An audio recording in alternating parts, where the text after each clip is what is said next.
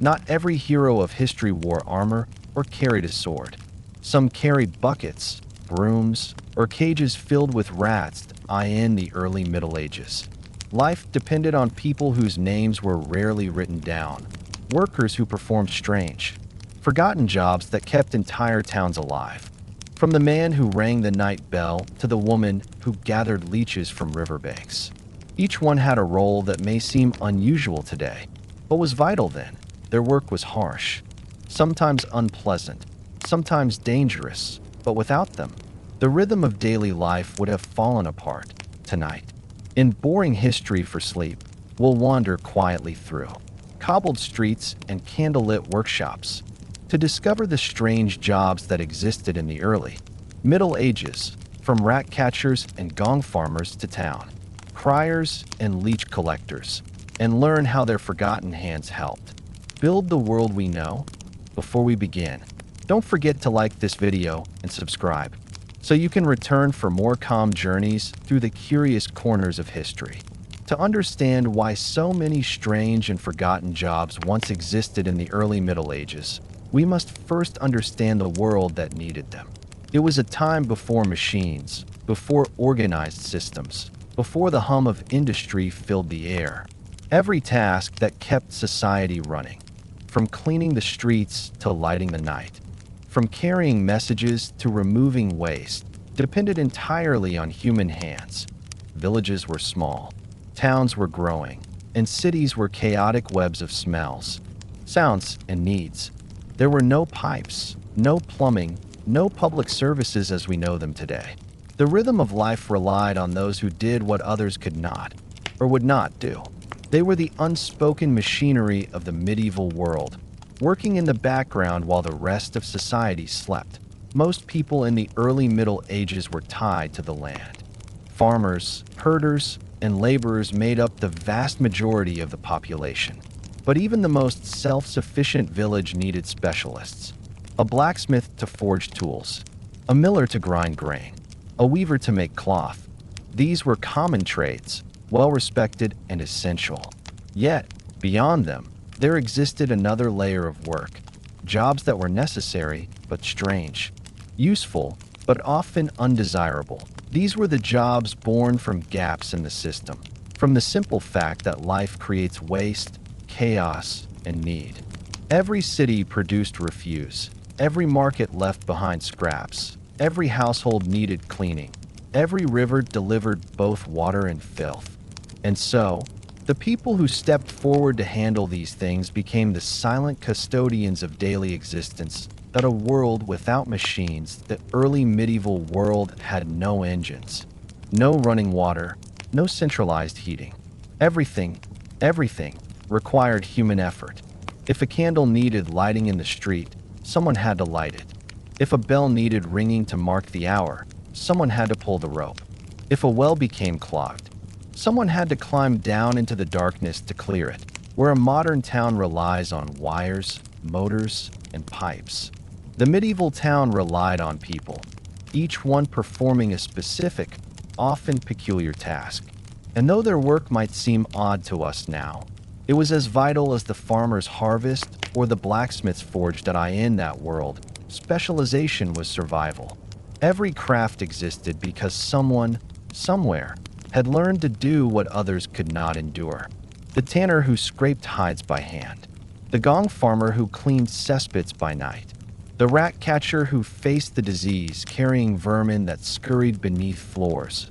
All of them filled a void no one else wished to fill. The value of the unpleasant in our modern view of history. We often imagine knights, scholars, and merchants, people of prestige or power. But the truth is that most of medieval life depended on the invisible class of workers who performed its dirtiest, most uncomfortable jobs. They were not honored, yet they were indispensable. Their value came not from wealth or respect, but from necessity. The streets of a growing town, filled with animals and waste, needed cleaning before disease could spread. Wells had to be kept pure. Markets needed to be cleared of spoiled food. None of this was glamorous work, but it kept people alive. And so, while nobles discussed politics in their halls and merchants counted their coins in busy markets. These humble workers toiled quietly in the background, unseen, unheard, but essential. Their days were marked not by comfort, but by endurance. Their tools were simple, their rewards modest, but in their hands rested the fragile balance of hygiene, safety, and order. The shadow workers, many of these jobs were done in darkness, not only literal night, but the darkness of social standing. The night watchman, for instance, patrolled the streets while others slept, listening for the sound of danger or fire.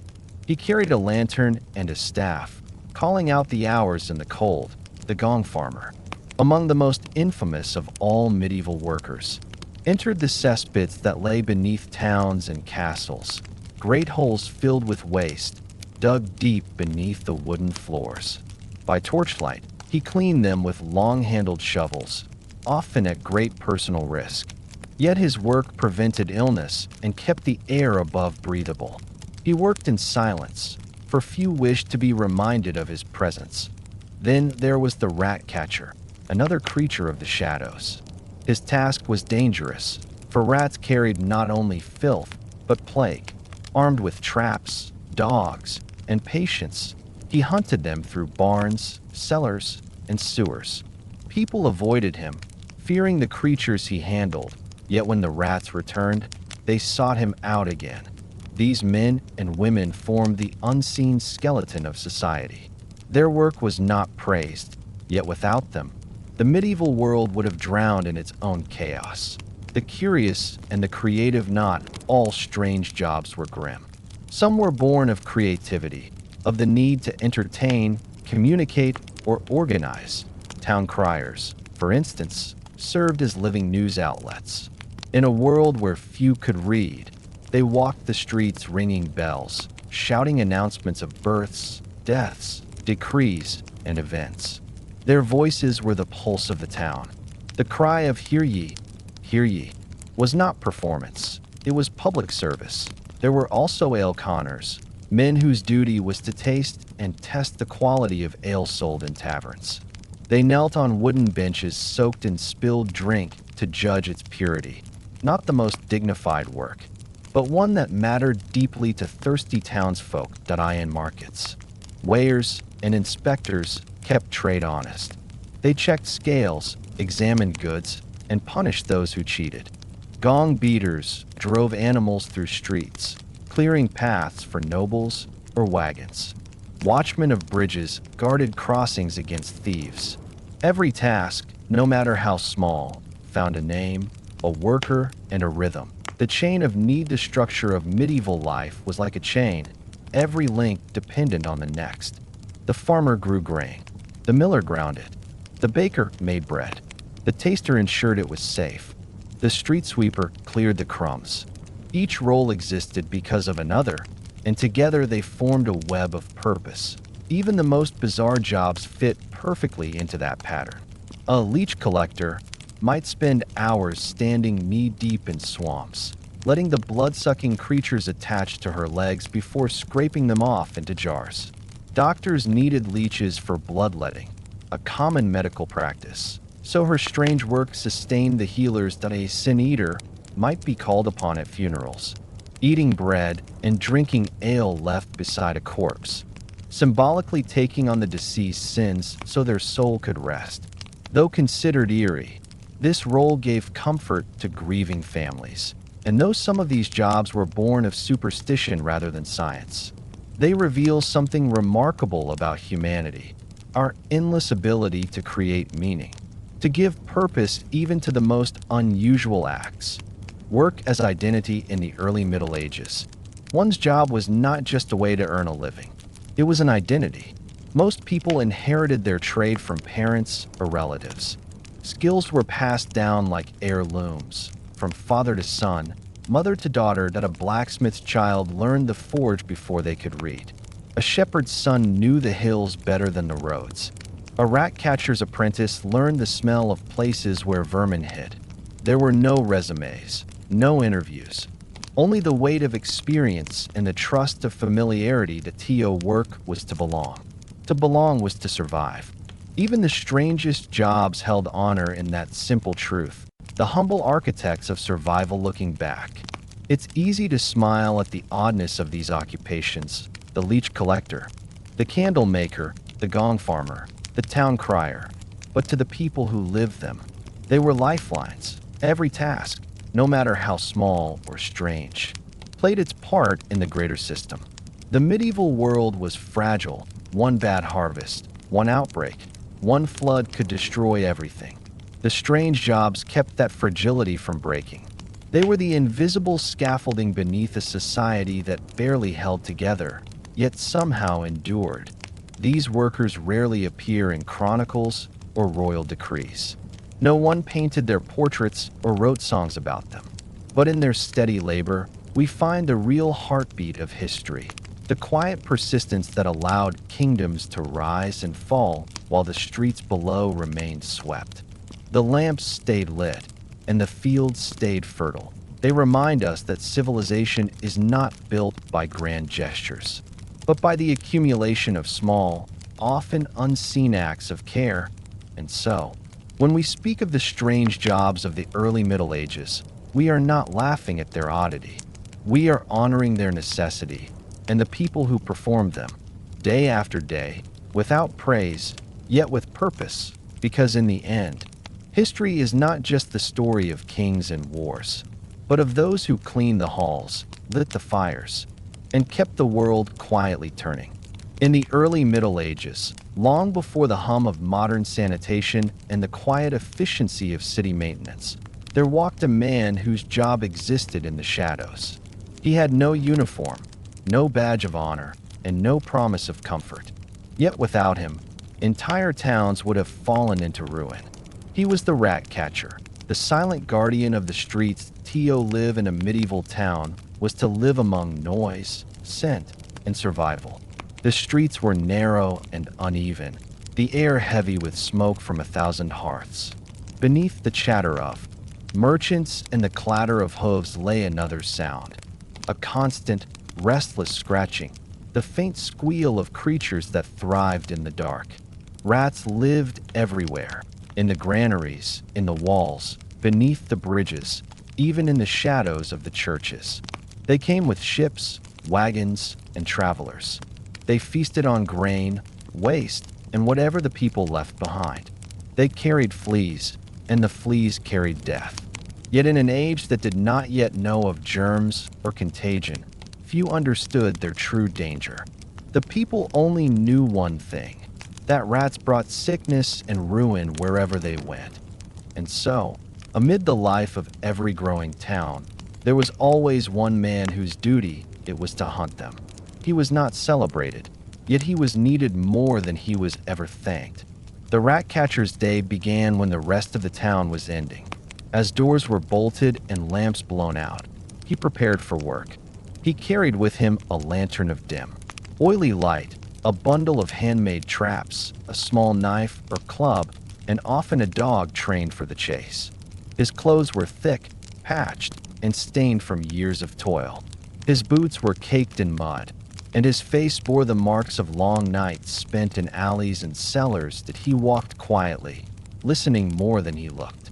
He knew the rhythm of the rats, how they crept along the walls, how they followed the scent of food, how they hid when they sensed light.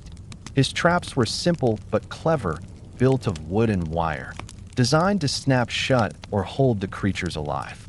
Some rat catchers preferred to kill them outright. Others sold them alive to apothecaries or animal trainers. Nothing in the medieval world went to waste, not even vermin. The rat catcher's work was dangerous. He climbed into the same dark spaces that the creatures inhabited, under floorboards, behind storage rooms, into the sewers that ran beneath the town. He knew the smell of rot and damp better than most men knew the scent of fresh bread. He breathed the air that others avoided, thick with decay and stagnant water. Sometimes he worked alone, sometimes with his dog, the two moving like shadows through the half-light. The dog's ears would twitch, its nose pressed to the ground. And when the rustle came, both man and animal moved as one. He lived on the edge of society, both literally and figuratively. His cottage stood near the outskirts of town, close to the refuse pits and away from the finer homes. People needed him, but they did not wish to see him. He carried the odor of his trade, a mix of straw, iron, and the faint sourness of the places he had been. Children watched him from a distance, whispering stories that painted him as half man, half phantom.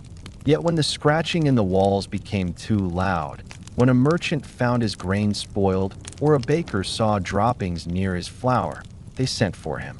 He arrived silently, worked efficiently, and left with few words. His payment was modest. Sometimes he received a few coins, sometimes a meal, sometimes a bed for the night. He rarely asked for more. Pride was not his reward, survival was. But there was a strange respect in his craft, even if people refused to admit it. He knew the hidden anatomy of the town better than any official or noble. He saw the places that no one else dared enter, the cellars, the drains, the silent corners where the living and the dying crossed paths that in times of plague. His work became both feared and sought after. He was among the first to see the signs, dead rats in the streets, the sudden quiet of places once teeming with life. He did not know the word infection, but he knew that when the rats died, people soon followed. He walked through towns, haunted by fever, where even the air seemed heavy with despair. Some avoided him out of superstition, believing that he carried the sickness himself, while others begged him to rid their homes of the creatures that brought death. The nights were his constant companion. While others slept, he wandered through the maze of streets, his lantern swinging softly. The glow of its flame caught on puddles and glistened against the stones. The world at that hour was smaller, quieter, but alive in its own strange way. The distant hoot of an owl, the drip of rain from a roof, the creak of a sign in the wind. He walked steadily, each sound a clue, each shadow a possibility. Sometimes the town was utterly still. The only movement came from beneath the ground, the quick scuttle of feet, the faint rustle of straw. Then the trap snapped shut, and another small battle in the endless war between man and vermin was won. Yet he knew that victory never lasted. For every nest he destroyed, another appeared. The rats multiplied faster than he could catch them, their survival as tireless as his pursuit. There was no glory in his labor, but there was purpose. He saw himself as a necessary part of the world's balance. Not a hero, not a savior, just a man doing what must be done. Civilization, he understood, was fragile. The walls might be strong, the markets busy, the churches grand, but beneath it all, the rats waited. If he faltered, the balance tipped. So he did not falter. When dawn approached, the streets slowly returned to life. Bakers lit their ovens, merchants opened their shutters, and smoke began to rise from chimneys. The rat catcher, his work finished for the night, walked home through the waking town. His shoulders ached, his boots were wet, his lantern burned low. He nodded to a few faces that dared meet his gaze, though most turned away. He passed unnoticed, and perhaps he preferred it that way to his cottage. He emptied his traps, cleaned his tools, and washed what he could in a basin of cold water. The dog curled up beside the door, tail twitching in dreams of the hunt. The man ate a crust of bread, perhaps a piece of salted fish, and sat in silence. Outside, the morning sun touched the rooftops, painting the world in gold. Inside, the rat catcher closed his eyes, drifting into sleep as the rest of the village began its day. His life was not one of comfort, but it was one of certainty. He understood that work was not about pride, but about purpose. While others sought wealth, he sought quiet, a kind of peace that came only from knowing the town above would rest a little easier because of his labor. He asked for no reward, no recognition, because he knew that the best work in the world often goes unseen. Even centuries later, his presence lingers in the imagination.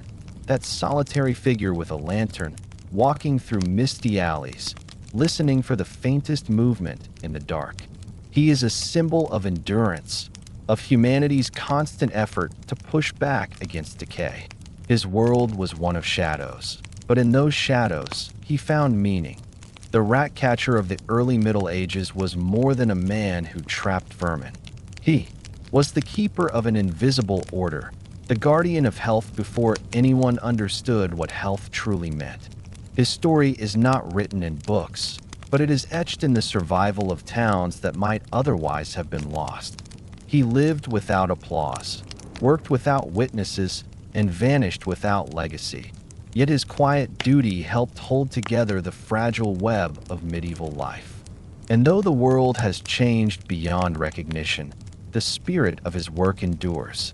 Every city, every home, every system that runs smoothly owes something to those unseen hands, to the ones who do their work while the rest of the world sleeps. The rat catcher's lantern may have long gone dark, but the light of his labor, steady, humble, and necessary, still burns in the silence of all that remains clean, calm, and safe. There are jobs that history forgets not because they were unimportant, but because no one wanted to remember them. In the early Middle Ages, when cities were small and sanitation was little more than an idea, there was one such job that defined both necessity and discomfort. It belonged to the gong farmer, the man whose work began only when the sun went down and whose labor kept entire towns from sinking beneath their own. Waste.to speak of him is to speak of the unseen side of medieval life, the side that did not glitter with the gold of knights or echo with the songs of minstrels, but the side that existed beneath the floorboards and behind the walls. It was the side that smelled of reality, the simple, undeniable evidence that wherever there are people, there must be someone to clean what people leave behind. The gong farmer was that someone. His title, strange to modern ears, came from the old word gong, meaning waste or filth. His world was a network of pits and cesspools that lay beneath the wooden floors of homes, taverns, and castles. Every building that housed people also produced what had to be taken away, and since there were no pipes, no underground systems, and no running water, the task fell to men who worked by night, unseen, uncelebrated it, and yet essential to survival. His work began after dark, when the rest of the town was quiet, when taverns closed and candles burned low in windows. The gong farmer walked the empty streets with his cart and his tools. He carried long-handled shovels, buckets, ropes, and thick gloves of rough leather. Sometimes he wore cloth over his face to dull the smell, though it hardly helped. He moved quietly, his footsteps muffled by the damp ground. Few people saw him, but many knew when he had passed, for the air itself seemed to remember to be a gong farmer was to know the underbelly of every place one lived. He entered through back doors, trapdoors, and narrow passages that led beneath buildings. There, in the flickering light of his lantern, he descended into the dark pits where waste had collected for months, sometimes years. The air was thick and heavy. The walls of the pits were lined with wood, slick with moisture, and the floor beneath his boots was soft and uncertain. He worked slowly, filling buckets one by one, passing them up to his helper who emptied them into the cart above. The work was backbreaking, the smell unbearable, and the danger constant. The pits were unpredictable. The wood could collapse, the air could turn foul, and in moments, the worker could lose consciousness from the gases below. There were no safety measures, no tools of science to guide them. Only instinct, endurance, and the understanding that the job had to be done. Because if it wasn't, disease would spread, and the people above, those who never thought of what lay beneath, would pay the price. The gong farmer's shifts lasted through the night. When dawn approached, he would leave quietly, pushing his cart toward the edge of town. The waste was taken far beyond the walls, to the fields or to pits dug specifically for disposal. In some places, it was buried deep. In others, it was left to dry and later used as fertilizer, a grim but practical truth of medieval agriculture. Nothing, not even filth, was without purpose that he returned home as the world was waking. People opened their shutters, unaware that the man passing them in silence had just spent hours working in the shadows for their comfort. His hands were raw, his clothes soaked through, his body exhausted. He washed as best he could, though the smell clung to him like a shadow that would never leave. For many, the scent was a mark of shame. For him, it was a sign of labor. The gong farmer lived apart from others, not by choice but by the quiet rules of society. Few wanted to share his company. He was treated with politeness in daylight, but rarely with friendship.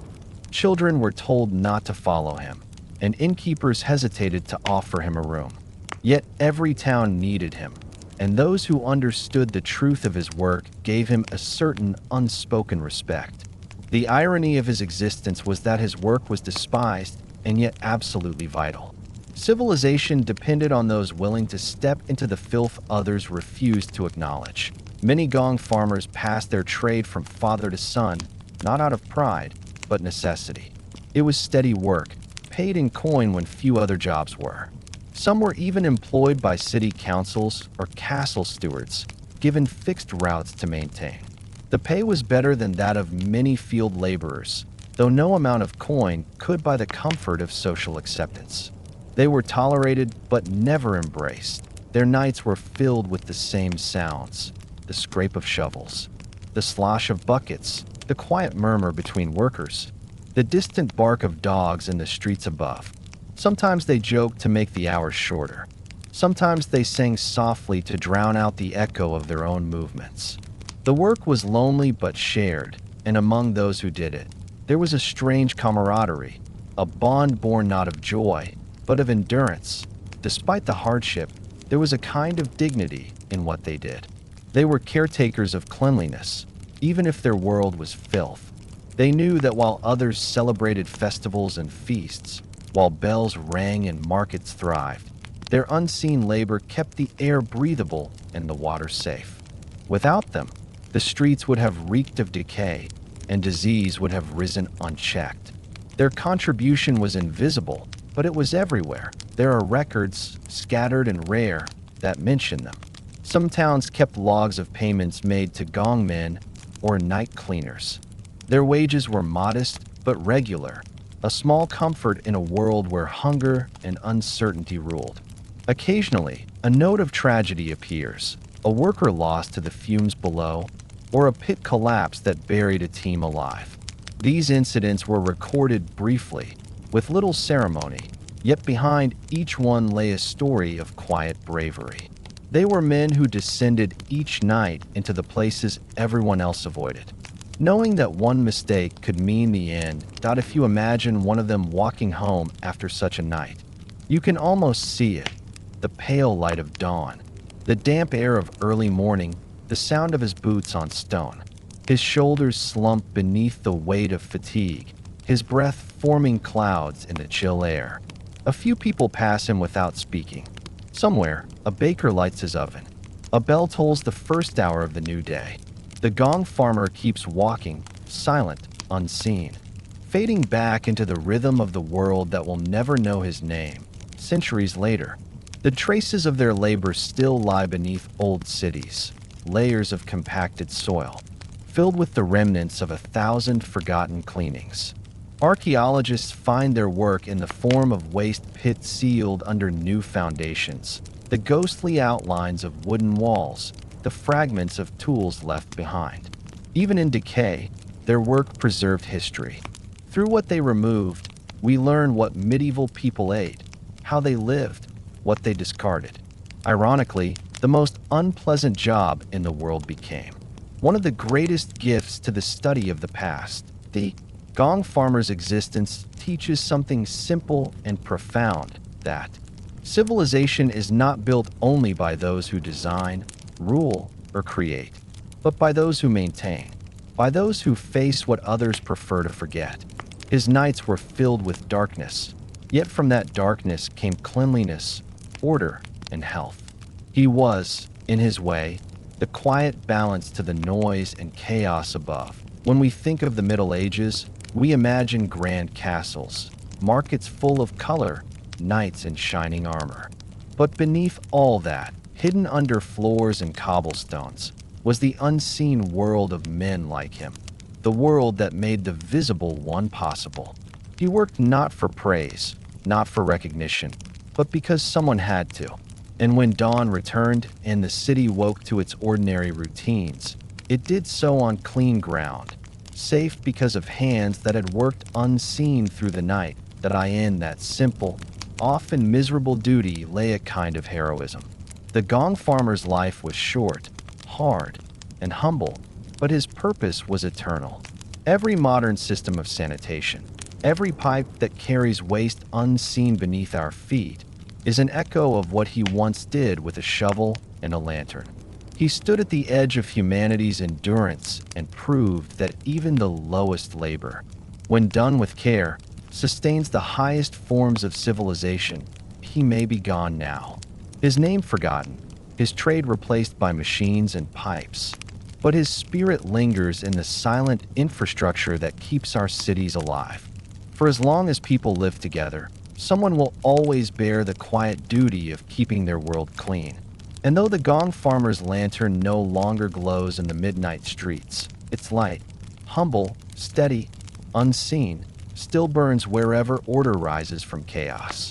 In a world before newspapers, before printed words or glowing screens, there was a voice that carried through the narrow streets and market squares, a human bell that announced the rhythm of each day.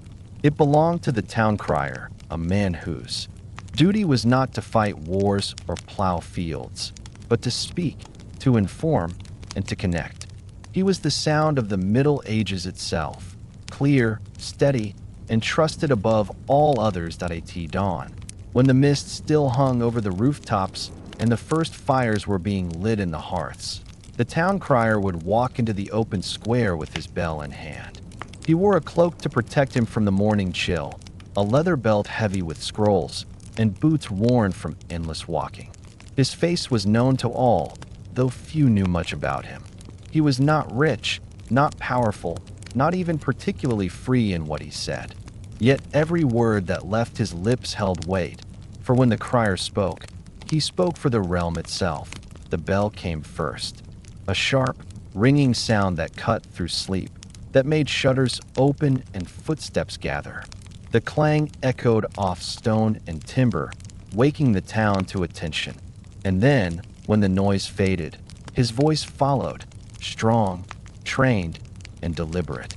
Hear ye, he would call, the ancient phrase that summoned all who wished to know the world beyond their own door. That he read from the scrolls that hung at his side, decrees from the local lord, orders from the crown, notices of new taxes, lost property, or public meetings.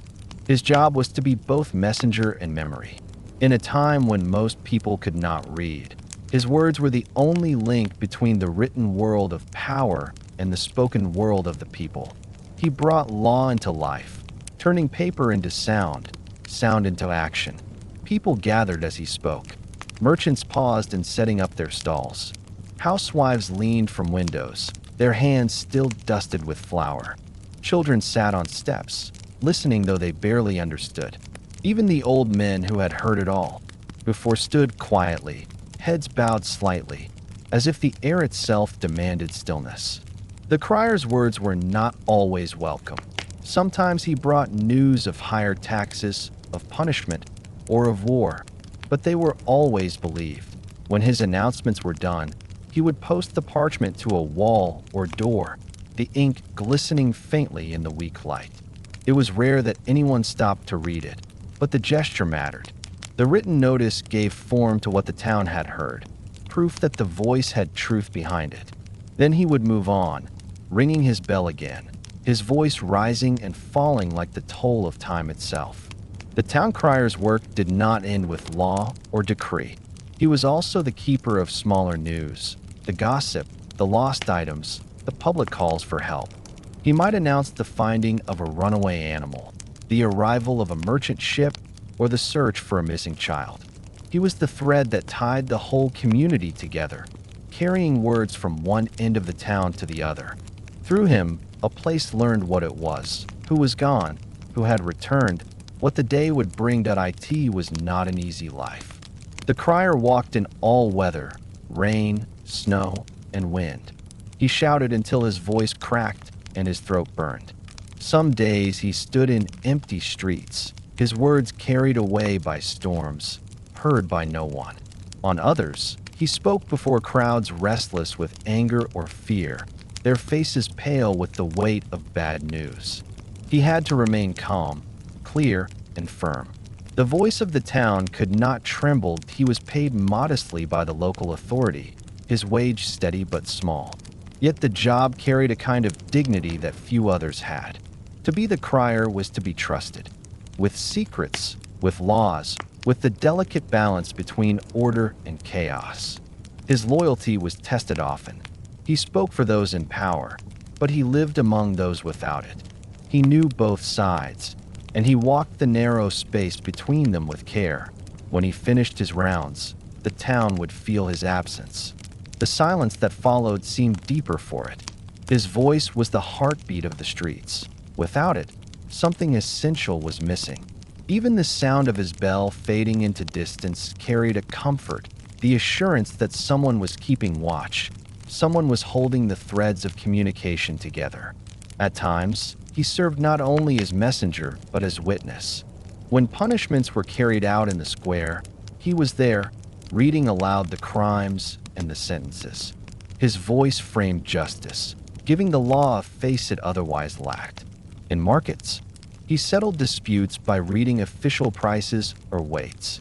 During emergencies, fires, floods, or disease, he was the first to warn the people. In an age without telegraphs or messengers on horseback for every street, his presence was a living signal. But there was another side to his work, a quieter, lonelier one. When the crowd dispersed, when no ears remained to listen, the crier walked alone through the same streets, his bell silent at his side. He saw the town in all its moods, the laughter of festivals, the grief of funerals, the ordinary hum of midday, the hush of snow falling at night. He was both inside and outside of the life he served. His own voice belonged to others. His own thoughts, rarely spoken, he carried memories like scrolls, rolled and stored in the chambers of his mind. He knew who had lived and died, which families had prospered, which had fallen into ruin. He knew when a law was just and when it was cruel, though it was not his place to say so. The crier's strength was discipline, to speak, but never to comment, to inform, but never to judge. His was a profession of precision and of silence once the words were done. Some criers grew old in their post, their voices changing with the years, roughening with age, but deepening with experience. They became part of the landscape, as familiar as the church bells or the market cross. When one died, the town often felt it more than it expected, as if a certain rhythm of life had vanished. The next man to take up the bell might speak the same words, but never quite in the same way. A voice, after all, is personal. It carries not only sound, but soul. For the people of the early Middle Ages, the town crier represented something simple yet powerful: trust. His words reached everyone, rich and poor alike. They reminded the people that even in times of uncertainty, there was still order, still connection. The streets might be muddy, the houses cold, but the sound of the crier's bell was the sound of a community still holding together. Centuries later, when the first newspapers appeared, when printing presses began to hum and literacy spread, the crier's voice slowly faded. The bell grew quiet. The scrolls gave way to paper sheets nailed to doors, and the crowds that once gathered in the square now gathered around written words. But even as his role disappeared, the memory of him endured. The man with the bell and the strong, clear voice who once carried the world from one street to another in many towns, his echo still lingers. There are records of his proclamations, written after the fact by clerks who heard them firsthand. Some towns still hold small reenactments, where a figure in bright livery rings a bell and calls out news for festivals. The words are no longer law, but they stir something ancient in the air, a reminder of a time when truth traveled not by ink, but by breath. If you were to walk through an old medieval town today, when the streets are empty and the air hangs still, you might almost hear it, the faint ring of a bell, the cadence of a voice announcing something half forgotten. The wind carries sound, well through narrow alleys, and sometimes it feels as if those echoes are still alive, whispering the shape of time. The town crier has long since vanished, but his role remains in every messenger, every broadcaster, every voice that speaks to a crowd. He was the first communicator of the common world, the bridge between power and people, the voice that turned silence into understanding. He did not write history, but he spoke it, aloud, clearly, and with the kind of sincerity that only those who live among the people can possess. And though the ink has replaced the voice, and the bell has given way to signal and sound, the essence remains unchanged. Every piece of news still needs a voice to give it life. Every society, no matter how advanced, still needs someone to stand before the crowd and say, "Hear ye, this is what we share." The town crier, long gone, still lives in that act. His voice, carried across centuries, reminds us that history is not only what was written down, but what was spoken into the air, heard by many, and remembered by a few. In the hush of evening, as you drift toward sleep, you can almost hear him. Again, the bell ringing softly, the words rolling gently through the mist, calling not just to a crowd, but to time itself. When the sun slipped behind the rooftops of a medieval town, and the last of the market cries faded into silence, another life began.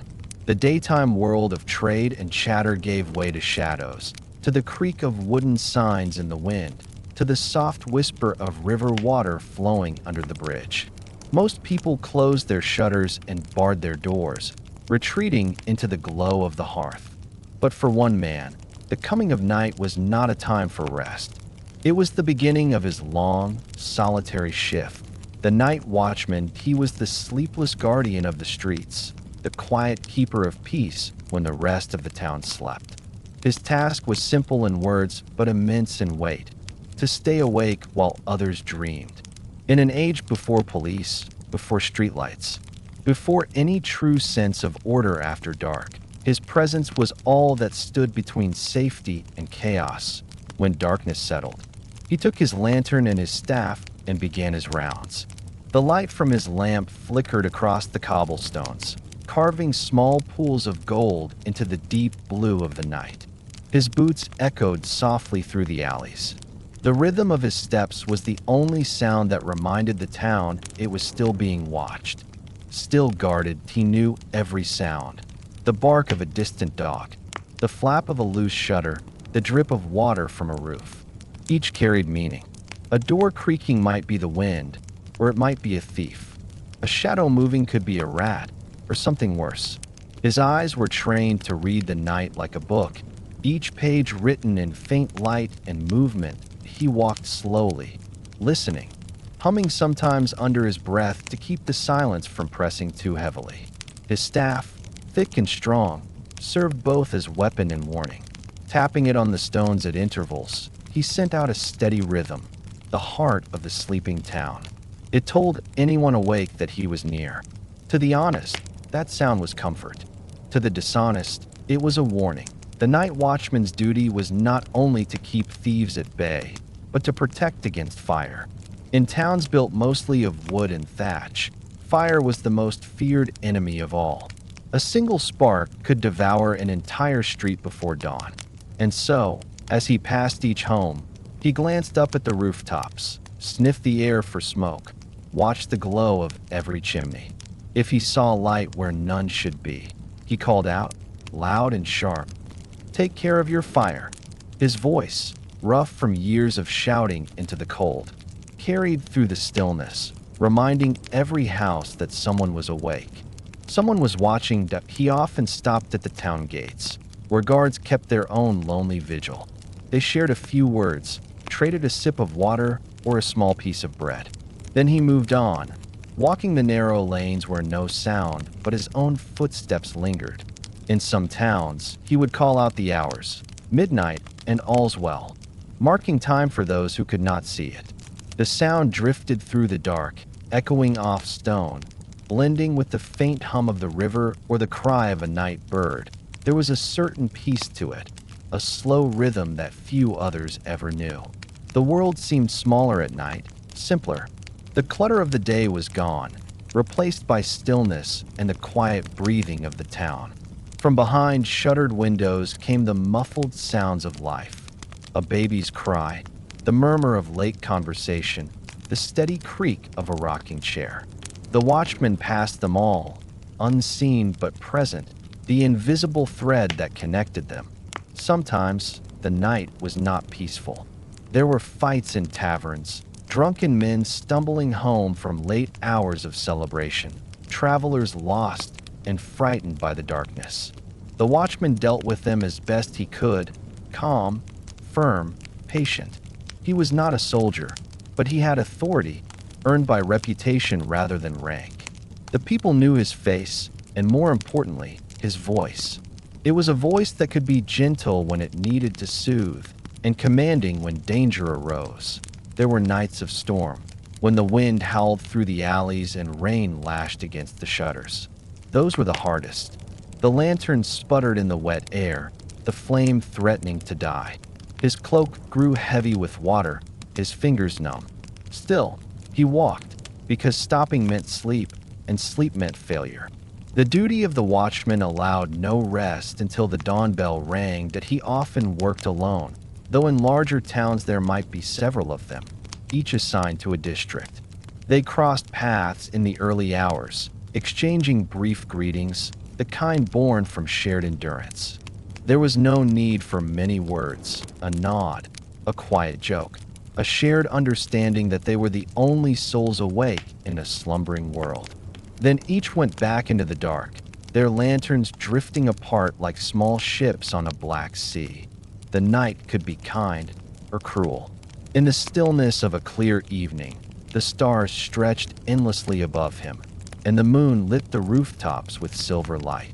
In those moments, the watchman felt not alone but connected to the town, to the sky, to the silent pulse of life that continued beneath every door. He might pause for a moment, leaning on his staff, his breath rising like mist, and simply listen. There was beauty in that silence, in the steady rhythm of existence. But on other nights, the dark seemed endless. The cold bit into his bones, and time itself slowed. Every shadow felt deeper, every corner uncertain. He fought not only against danger, but against fatigue, the temptation to sit, to rest, to close his eyes even for a moment. The world around him was a test of will. He whispered to himself to stay awake, to keep moving. His mind replayed memories, faces from the day, voices of friends, the sound of morning bells. Those thoughts kept him alive in the long hours before dawn. The town watchman was often an older man, someone who had worked the fields or fought in past wars. Someone whose body no longer had the strength for heavy labor, but whose spirit refused to rest.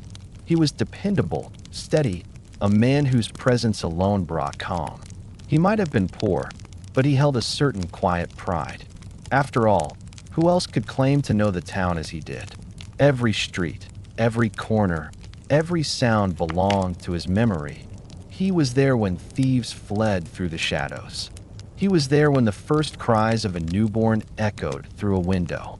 He was there when a storm broke loose at midnight, when roofs trembled, when people whispered prayers for safety. The night had 1,000 stories, and he was part of them all. When at last the sky began to pale, the watchman felt the weight of his sleeplessness ease. The stars faded, replaced by a soft gray light that spilled slowly over the town. Smoke began to rise from chimneys again. Doors creaked open. The baker stirred his ovens. The blacksmith stretched beside his forge, and the first voices of morning returned. The watchman's work was done. He made his final round, checking that no harm had come in the dark. Then he walked toward the town square, where the bell would soon ring to mark the start of the day. As he passed, people nodded to him, some with thanks, some with indifference. A few greeted him warmly, offering a cup of water or a piece of bread. Most simply carried on with their routines, unaware of how much they owed to his long night. That was the way of things. His reward was not praise, but the calm certainty that he had done his duty. Once moored, he returned home just as the first rays of sunlight touched the rooftops. His cloak steamed faintly as it dried in the warmth. Inside his small room, the lantern still burned, its flame weak but steady. He set down his staff, stretched his weary limbs, and let the silence of the morning take him. The town outside was alive again, safe and bright, unaware of the quiet labor that had guarded it through the dark. Before he slept, he sometimes looked out the window one last time. The streets he had walked all night were now filled with people. Children running, carts rattling, merchants calling out prices. It was as if the world had been reborn. He smiled faintly, knowing that by the time they all rested again, he would be awake once more, the cycle continuing as it always had. The night watchman's legacy is not written in history books or carved in stone. It exists in the idea of security itself, in the trust that we can sleep because someone else is awake. His life was a bridge between danger and peace, between night and day. He belonged to the hours when most of the world forgot itself. And in that forgotten time, he held everything together, even now, when streetlights burn bright and walls of brick stand firm. There is something comforting in the thought of him, that lone figure moving through darkness with a lantern in hand, eyes open, heart steady, steps sure. He was not a hero in the grand sense, but he was the guardian of ordinary lives, the patient watcher who made the quiet possible. And when you think of the medieval town asleep beneath the stars, the dogs curled in corners, the fires burning low, the wind whispering through the alleys, imagine him there, still walking. The sound of his staff against the stones echoes faintly in the distance, a reminder that peace, even in the darkest hours, is never truly alone. There were many strange professions in the early Middle Ages, but few carried the quiet combination of mystery, endurance, and necessity like the leech collector. She, or sometimes he, lived on the very edges of the known world, near rivers, marshes, and still ponds, where the water thickened with mud and life thrived unseen beneath the surface. Her task was as simple as it was strange: to collect leeches for medicine, those small, slippery creatures that medieval healers believed could balance the body and restore health. The world she lived in was far from the noise of towns and the clang of workshops. Her mornings began not with the sound of bells or chatter, but with mist. Thick, cool mist that rose from the water like breath, wrapping the world in gray. She walked barefoot through the reeds, her skirts heavy with dew, her basket slung low on her arm. The air smelled of wet earth and slow decay, not unpleasant, but deep, ancient, like the very lungs of the land exhaling. She knew every curve of the stream, every patch where leeches clung thickest. She could read the ripples of the water like a map, sense movement beneath the surface, feel the pull of life on her skin. The work required patience and stillness. The leeches did not come to those who splashed or hurried. They came to warmth, to quiet. And so she stood, motionless, her feet sinking into the cool mud, her breath slow, her thoughts emptied. It first, the water was silent. Then, after minutes that felt like hours, there came a faint tickle, the first leech finding her skin. Another followed, then another. Their touch was cold, almost delicate, but soon there were dozens, each attaching, each drinking in silence. She did not flinch. She waited. Only when her legs were covered in the small, dark shapes did she begin to move. She waded back to the bank, careful not to disturb them. There, with calm precision, she plucked them one by one, dropping them into the clay pot she carried. Inside, the leeches writhed slowly, twisting over one another in dark, glistening spirals.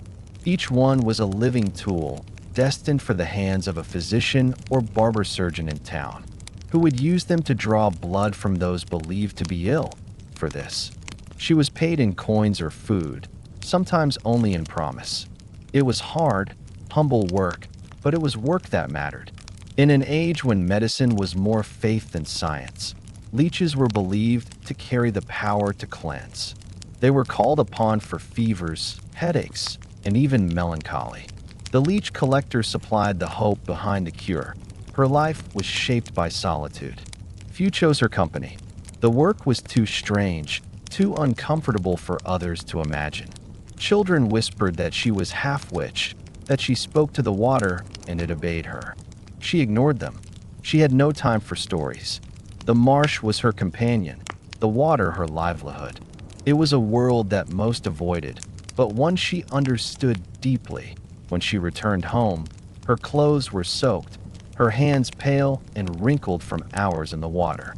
She lit her small fire and sat near it, letting the warmth return to her limbs. The pot of leeches she kept in a cool, dark place, sometimes near the door, sometimes buried halfway in the ground to keep them alive longer. She sprinkled bits of damp moss on top and covered the mouth with a cloth to keep them from escaping that night. The marsh called to her still. The frogs croaked in the dark, the reeds rustled with unseen creatures, and the soft lap of water against the shore was like breathing. She listened to it the way others might listen to music. The world she knew was not silent. It was simply softer, older. Leech collectors existed in every corner of the medieval world, though few recorded their names. They were mostly women, often widows or those too poor for other trades. Some worked for apothecaries, others for monasteries where healers prepared their remedies. A few sold directly to traveling surgeons, who carried their leeches in small jars along with knives and bandages. It was not glamorous work, but it sustained both the collector and the healer. One drew life from the water, the other from the blood. The risks were many. The marshes were treacherous, their mud deep and deceptive. A single misstep could mean being trapped, sinking slowly into the cold. The leeches themselves carried danger. Infection followed the bites, and loss of blood could weaken even the strongest. Yet she continued, day after day, because to stop was to starve. Sometimes she sang while she worked, low and tuneless. A sound meant more for herself than for the world. The echo carried across the water, mingling with the calls of birds. In those moments, the line between her and the land seemed to fade. She was part of it, a living piece of the same slow, breathing landscape. The townspeople rarely thought of her except when they needed her. They came to her door with their requests. The surgeon needs more. The healer's jar is empty. Can you bring them by next week? She nodded, asked for fair payment, and went back to her work. She did not ask what the leeches would be used for, but she knew. She had seen them at work, small bodies pressed against pale skin, swelling with dark blood while the healer murmured words of reassurance. When the leeches dropped away, sated and heavy, they were sometimes returned to her, to be fed again in the marsh. And the cycle continued. There was something strangely poetic in that circle, blood drawn from the sick to feed the living creatures. The creatures returning to the marsh to feed the next. The collector was the unseen bridge between those worlds, her work unnoticed but essential in the cold months. When the ponds froze and the marsh turned silent, her task grew harder. She broke the ice with sticks and stones, dipping her hands into water so cold it burned. The leeches moved sluggishly then, harder to find, harder to catch. Still, she did not stop. Hunger pressed more fiercely than cold. She learned to keep the leeches alive through winter, storing them near the fire, feeding them bits of blood-soaked cloth. The creatures became as familiar to her as animals or tools. She spoke to them sometimes, softly, as one speaks to things that share one's solitude. Though her work was humble, it tied her to a long tradition of healing. Long before physicians could name diseases, people had turned to the balance of humors, the belief that the body contained four fluids, and illness came when one outweighed the others. The leech, small and simple, was the tool of restoration. Its bite, gentle and precise, was thought to draw away what was excessive, leaving harmony behind. Whether true or not, it was faith as much as science, and faith kept people alive when knowledge could not. And so the leech collector's labor fed more than bodies, it fed belief. She was part of a system older than any book, older even than medicine itself. In her hands, the marsh became a pharmacy, the water a place of quiet exchange between nature and mankind at tea times. She wondered if anyone would remember her when she was gone. The healers' names might be recorded, the nobles who paid them remembered, but her own, the one who supplied the life from which the cure began, would fade like mist at sunrise. Yet that thought did not sadden her. The marsh did not need memory to continue its work, and neither did she. The leeches would return each spring, the water would rise again, and someone else would take her place among the reeds that in the evenings. She sat outside her small hut, her feet bare, the earth cool beneath her. The day's light faded, the sky turning pale gold, then gray, then blue. Fireflies drifted above the water, their glow flickering like lanterns in miniature. The air was full of the soft, constant hum of insects. She watched the reflections tremble on the surface of the marsh and thought of all the lives connected by her quiet labor. The farmers who sold herbs, the healers who prepared remedies, the patients who waited for relief, the leeches that drank, and the blood that returned to the earth. There was a strange peace in knowing that nothing was wasted, that everything fed something else. Her life was hard, but it was part of a balance older than the world of kings and crowns. The marsh gave, the leeches took, and she carried both into the realm of men. Centuries later, her world would vanish. Medicine would change, and the leech would lose its place in the healer's jar.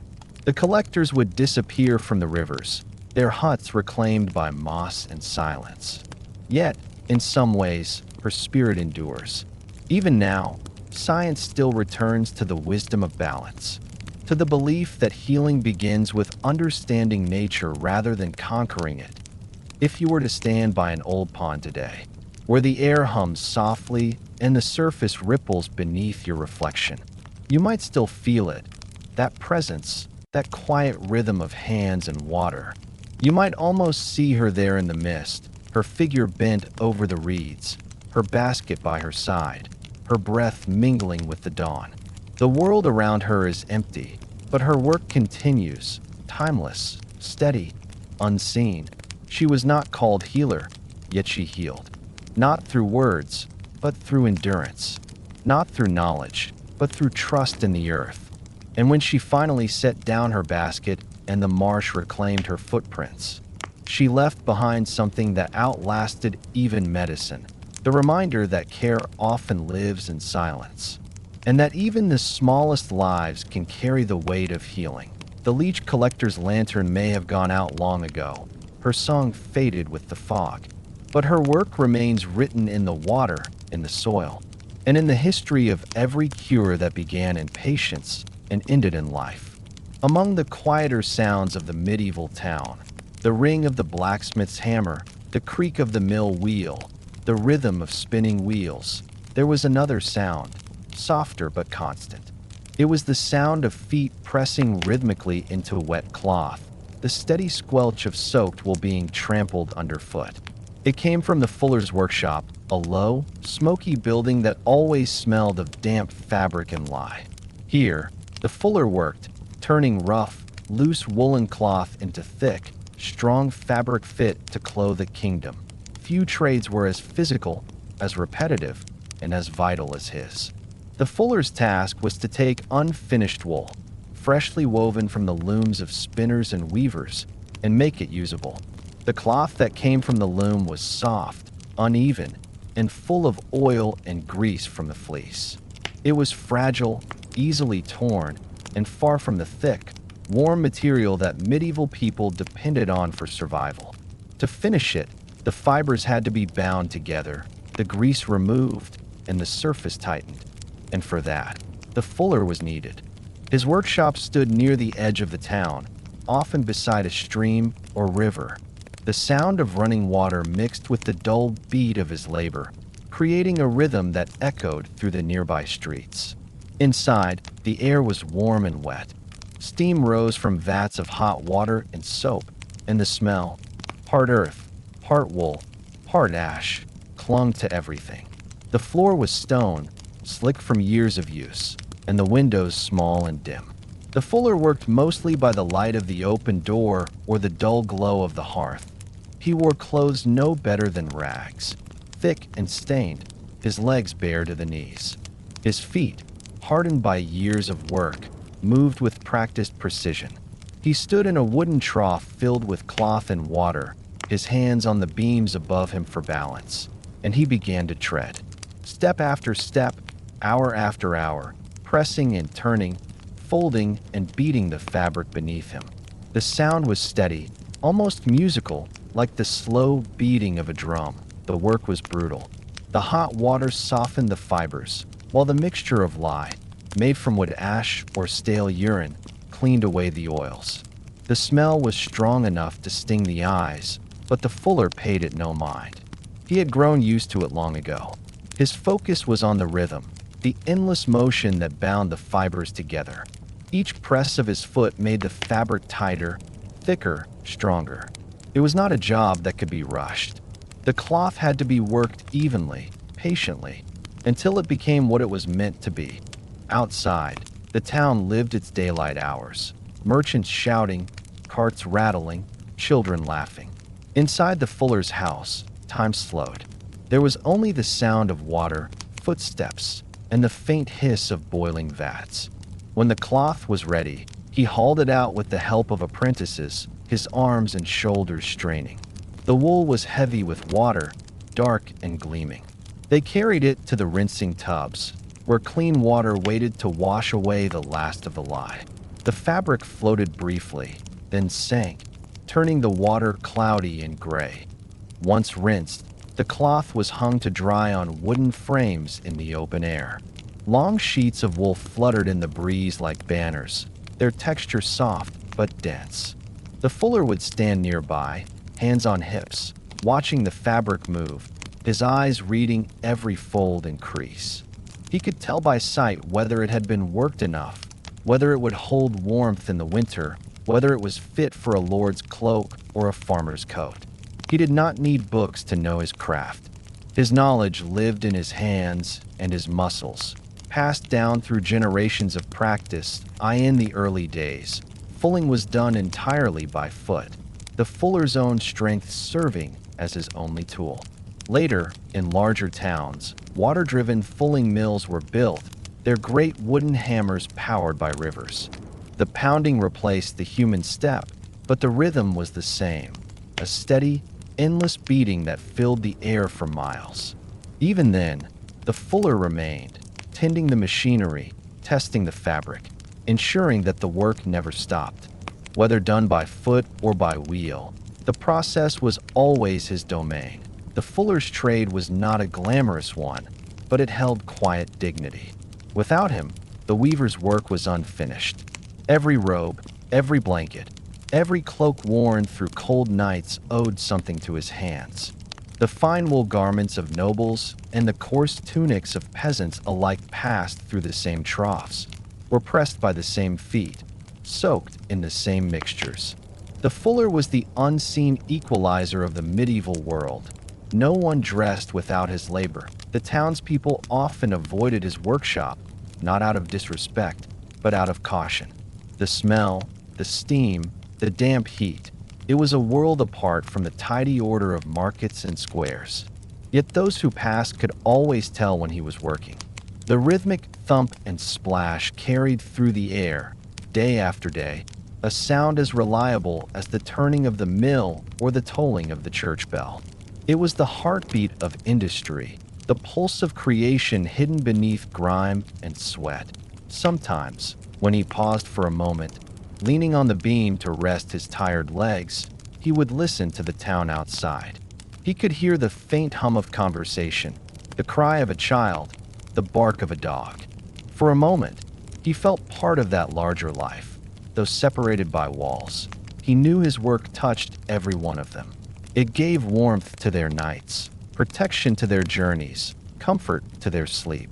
Then he would return to his rhythm, step by step, the sound resuming like a slow song with no end. The fuller's trade carried a long tradition. In villages, smaller versions of his craft existed, often done at home. Women fulling cloth by hand or with small wooden hammers, singing softly as they worked. But in towns, the fullers formed guilds, small brotherhoods of workers who protected their secrets and shared their tools. They met by candlelight, their hands rough, their speech simple, but their pride deep. For they knew the value of what they did. They made raw wool into the very fabric of society day and night. When the work was done, the fuller would clean his troughs and hang his tools by the door. The floor would glisten with water, reflecting the last light of the fire. He would sit by the hearth, rubbing his tired legs, the steam slowly fading from the air. The silence felt heavy after a day of sound, but it was welcome. Outside, the wind moved through the drying cloth, making it whisper softly, a final echo of the day's labor. Sometimes, he dreamed of the hills where the wool had come from, the sheep grazing under open skies, their fleece still pure and untouched by hands. He thought of the journey from those green fields to his workshop, from animal to thread, from thread to fabric. Each stage had its own laborer, its own rhythm, its own small piece of creation. His part was just one step in that long chain, but without it, the chain would break. He found peace in that thought. Centuries later, long after his troughs had rotted and his mills fallen silent, the traces of his work remained in the very language of cloth. Words like felt, full, and thickened still carry the echo of his hands. In some old towns, the streets still bear names like Fuller's Lane or Walker's Street, silent memorials to those who once treaded the same ground for hours each day. The mills are gone, but the rhythm, that slow, patient beat, seems to linger in the air, as if time itself remembers the sound of the fuller's feet. Think of him now is to picture not just a man, but a moment in the endless story of human effort, a life lived in movement, in repetition, in quiet mastery. He was part craftsman, part laborer, part musician, his instrument the wet cloth beneath his feet. And though he left no monuments, his work lives on in the warmth of blankets, in the smoothness of fabric, in the comfort that wraps around us without a second thought to eye in the silence of the medieval night. When the fires burned low and the streets grew still, perhaps the only sound that remained was that soft, steady rhythm, water, cloth, and footsteps blending together. A reminder that even in the humblest places, creation never ceased. The fuller's work was never celebrated, but it was never forgotten either. It endured in every woven thing, in every garment that shielded a body from the cold, in every memory of labor that gave shape to survival. And if you close your eyes, you can almost hear him still, the faint, rhythmic tread of feet pressing against soaked wool, the steady whisper of effort that turned raw material into warmth. It is the sound of industry before machines, of patience before speed, of hands and feet shaping the world one step at a time. Long before machines filled workshops and stores sold everything new, there were men who walked the roads carrying the sound of metal in their packs, the soft clink of pans, pots, and tools rubbing together as they moved from village to village.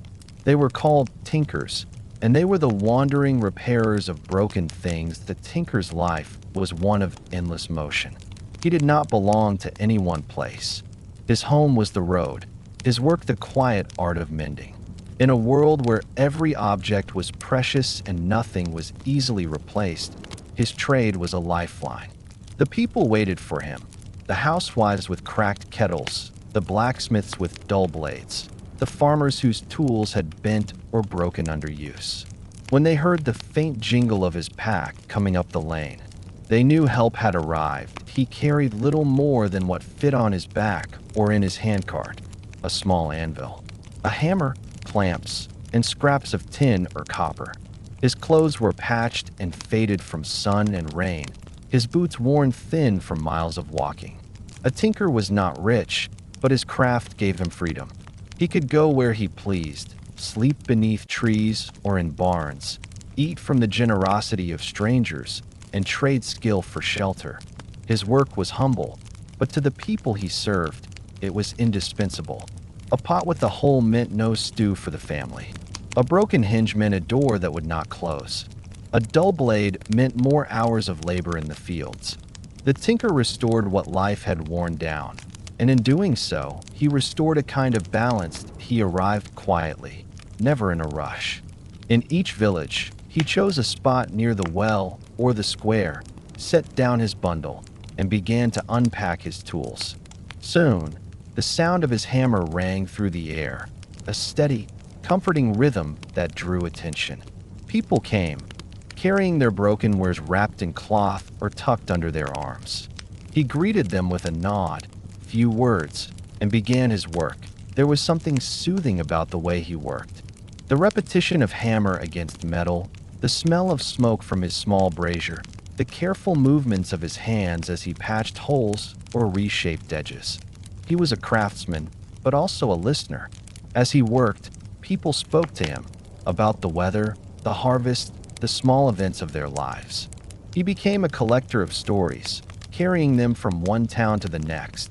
The tinker knew many things that no one taught him. He knew how to make a patch hold, how to fuse tin so thinly that the repair was almost invisible. He knew the best ways to melt solder in the wind, how to test metal by sound, how to judge a pot's age by its color. But more than that, he knew the rhythm of the land, when to travel, where to find food, which villages welcomed strangers, and which preferred silence at night.